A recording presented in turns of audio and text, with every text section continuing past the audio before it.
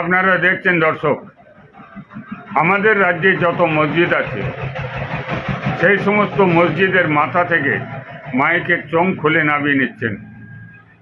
এ নিয়ে বিভ্রান্তি তৈরি হয়েছে।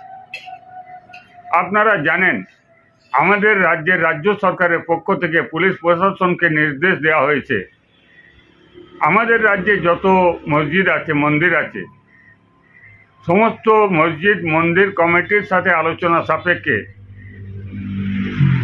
মসজিদের মাথায়, মন্দিরের মাথায় যে সমস্ত মাইকের চোঙ ব্যবহৃত হয় সবগুলোকে নামিয়ে ফেলতে হয়। কেননা যে সমস্ত মন্দির মসজিদের মাথায় চোঙা ব্যবহৃত হয় 65 ডেসিমেলের অনেক বেশি সাউন্ড ব্যবহৃত হয়। স্বাভাবিক কারণেই শব্দ দূষণ হচ্ছে, আর সেই কারণে পুলিশ প্রশাসন সর্বত্র এই নির্দেশ দিয়েছেন। এই ঘটনার পরিপ্রেক্ষিতে পশ্চিমবাংলার সর্বত্র একটা চাঞ্চল্য তৈরি হয়েছে। আসুন আমরা শুনিনি। এই ঘটনার প্রশ্নে আমাদের রাজ্যের মন্ত্রী অগ্নিমিত্রা পালকে সাংবাদিকরা জিজ্ঞাসা করলে ঠিক কী উত্তর দিয়েছেন, আমরা তেনার মুখ থেকেই তেনার বক্তব্য আমরা শুনিনি। এটা শুধু মসজিদ বলে নয়, মন্দিরেও করতে পারবেন না, কোনো জায়গাতে করতে পারবেন না। সমস্ত মসজিদ থেকে মাইক খোলার নির্দেশ দেওয়া হয়েছে, মাইক খোলা হচ্ছে, কি বলবেন?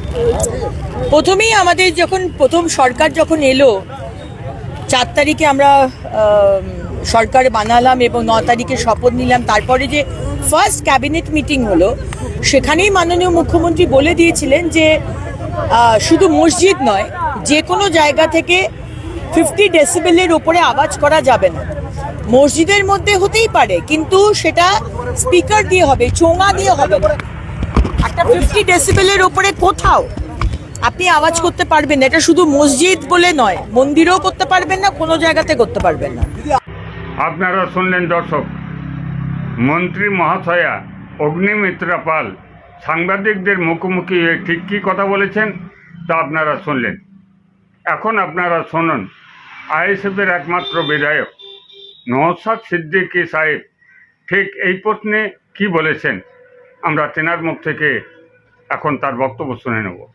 গতকাল থেকে আমার কাছে রাজ্যের বিভিন্ন জেলার বিভিন্ন এলাকার মানুষজন ফোন করে যে তাদেরকে কোনো জায়গায় থানায় দেখে বা থানার পক্ষ থেকে পুলিশকে পাঠিয়ে এই নিদান দেওয়া হয়েছে যে মাইক খুলে নিতে হবে।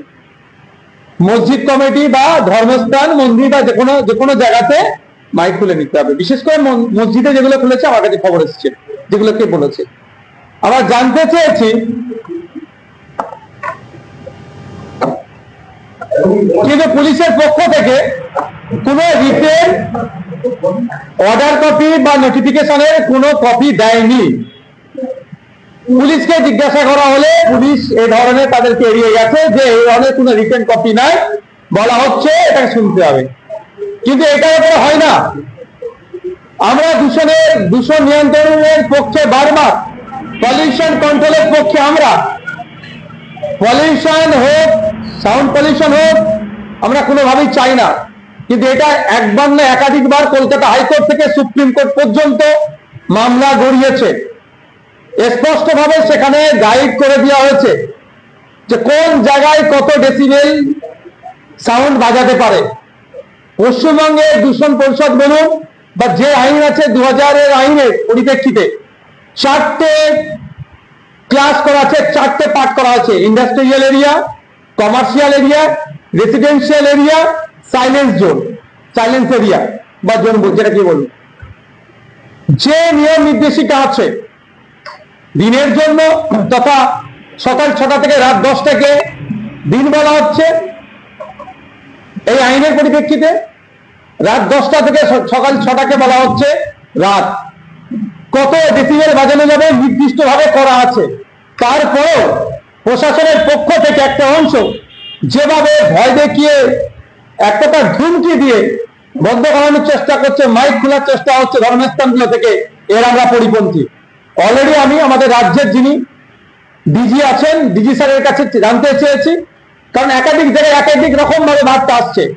এর বিরুদ্ধে আমি খুবই তাড়াতাড়ি কলকাতা হাইকোর্টে যাচ্ছি, কারণ অলরেডি এই ধরনের মামলা হয়েছিল, অর্ডার আছে, তারপরে এই ধরনের বিশৃঙ্খলা তৈরি করার চেষ্টা হচ্ছে কেন?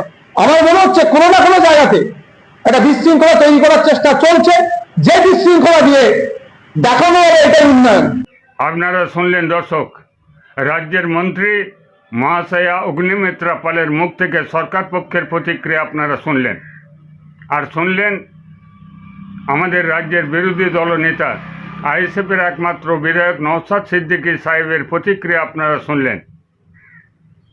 আমার শুধু এইটুকুনি বলা, সরকার পক্ষের যেহেতু আইন আছে, সেই আইনকে মেনে সকলকেই চলতে হবে। সেটা মসজিদ বলুন, মন্দির বলুন, গির্জা বলুন, গুরুদ্বার বলুন, আর হচ্ছে পার্টির নেতাদের মিটিং বলুন, সর্বত্র এই আইন কার্যকরী হোক সমানভাবে। আপনারা যারা হুদিস টিভি দেখছেন, এই হুদিস টিভির কমেন্ট বক্সে আপনাদের গুরুত্বপূর্ণ মতামত অবশ্যই লিখে জানাবেন। সকলকে নমস্কার।